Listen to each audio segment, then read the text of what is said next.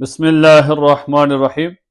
کچھ دن پہلے دریائے سوات کے اندر ایک حادثہ پیش آیا، جس حادثے میں ایک ہی خاندان کے 14 افراد پانی میں ڈوب جاتے ہیں۔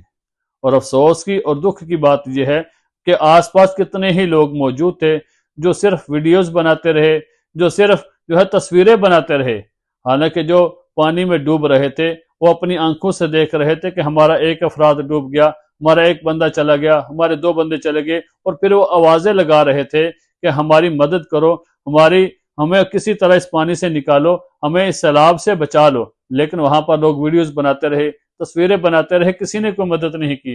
اور گورنمنٹ والے تو ویسے ہی سو رہے تھے، انہوں نے کچھ نہیں کیا۔ ان کا بھی جب نیوز چل رہی تھی تو ان کا یہ کام بنتا تھا کہ کسی طریقے سے ہیلی کاپٹر بھیجتے یا ان کی ضرورت کو پورا کرتے، ان کو وہاں سے بچا لیا جاتا۔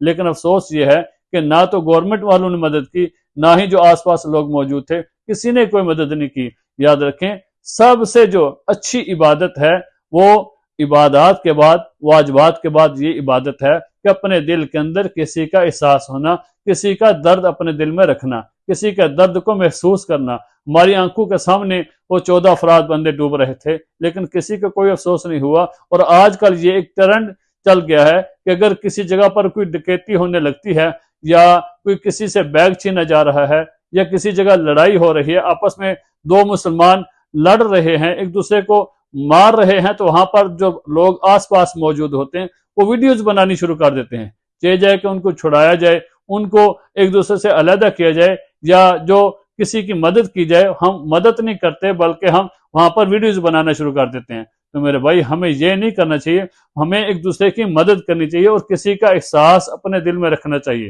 اور دریائے سوات کا جو حادثہ پیش ہے، اس کا ذمہ دار کون ہے؟ کہ پہلی تو بات ہے کہ جو لوگ وہاں پر جاتے ہیں ان کو بھی احتیاط کرنی چاہیے، جو سیر کے لیے جاتے ہیں کہ ایسی جگہ پر نہ جائیں جہاں پر جان جانے کا خطرہ ہو، جہاں پر نقصان ہونے کا خطرہ ہو، وہاں پر نہ جائیں۔ اور اگر چلے بھی جاتے ہیں تو گورنمنٹ والوں کو بھی چاہیے کہ وہاں پر کچھ ایسے لوگ مقرر کریں، کچھ ایسے پہرے دار مقرر کریں کہ لوگ ان کو وہاں پر جانے نہ دیں، ان کو روکا جائے۔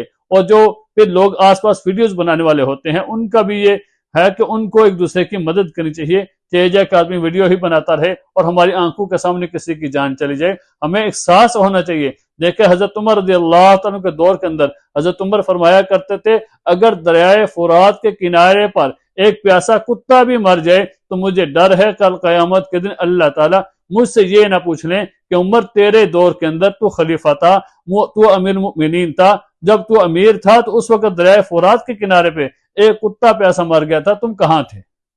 حضرت عمر فرماتے مجھے اس بات کا ڈر لگتا ہے۔ اور آج ہماری آنکھوں کے سامنے 14 افراد پانی میں ڈوب جاتے ہیں اور کسی کو احساس تک نہیں ہے ان 14 افراد کی موت کا ذمہ دار کون ہے۔ ہمیں اس بات کا اپنے دل کے اندر احساس رکھنا چاہیے کہ ہمیشہ ایک دوسرے کی مدد کرنی چاہیے۔